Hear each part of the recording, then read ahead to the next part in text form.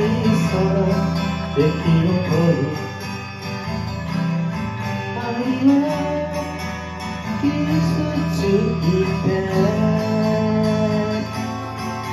君は部屋を飛び出した真冬の空の下にありかけ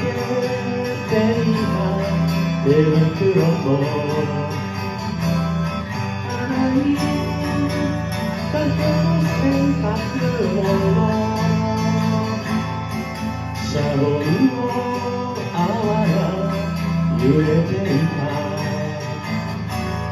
君の香りが揺れてた絶え間なく降り注ぐこの雪のように君を愛せば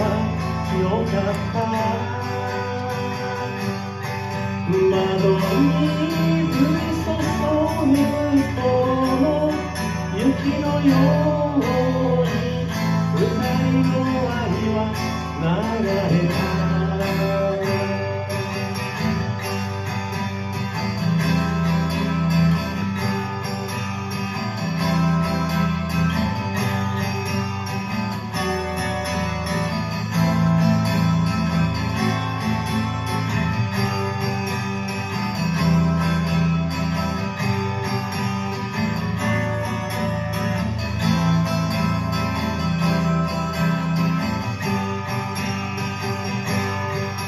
思い出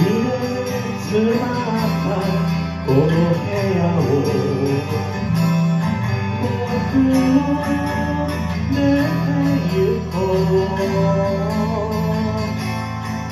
ドアに鍵を下ろした時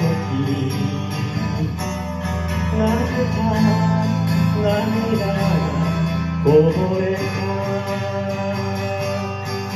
君が空でサボテンは小さな花を作った春はもうすぐそこまで恋は今終わったこの終わるまでに何かを見つけて生きよう何かを信じて生きてゆこうこの冬が終わるまで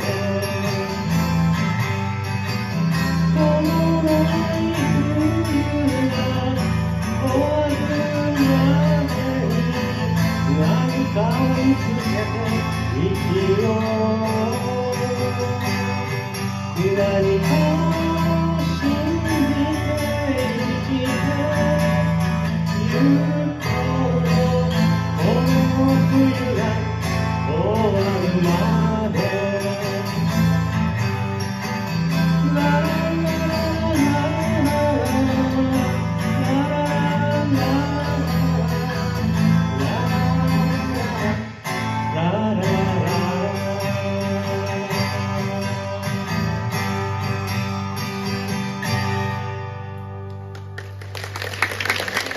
はい、ありがとうございます。